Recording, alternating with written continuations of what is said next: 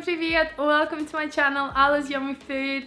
Today I'm going to show you how to make these delicious raspberry chocolate truffles.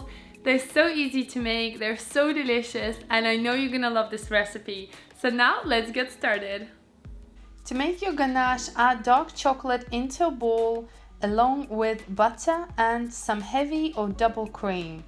And we're going to place this in a microwave until it's completely melted.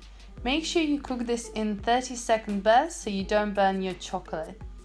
Then you want to mix everything together with your whisk until the chocolate starts to come together and look just like this.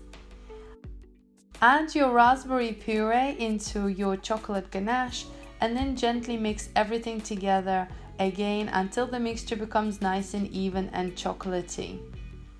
You then want to place a cling film on top and make sure it's nice and sealed from all sides, and place that into the fridge for at least 6 to 8 hours, or best if you leave it overnight.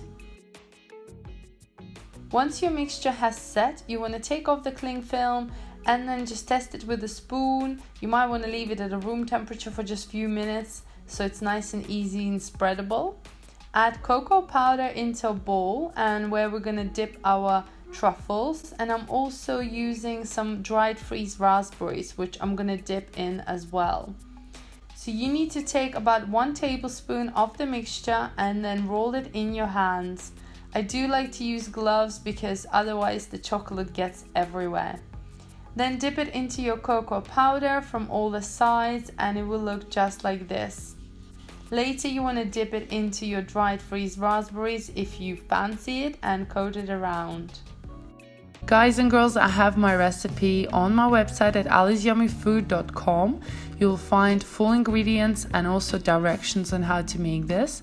And also you'll be able to find loads of other recipes that I do for my channel. Just click on the picture and you'll be able to see the whole video with the directions and the full recipe in English and Russian languages.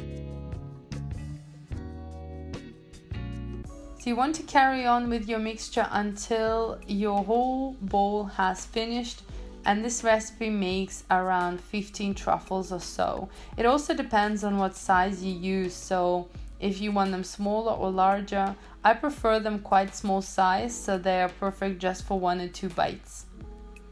Once you've done all of them, you want to place them into the fridge or keep them in a freezer until you actually eat them.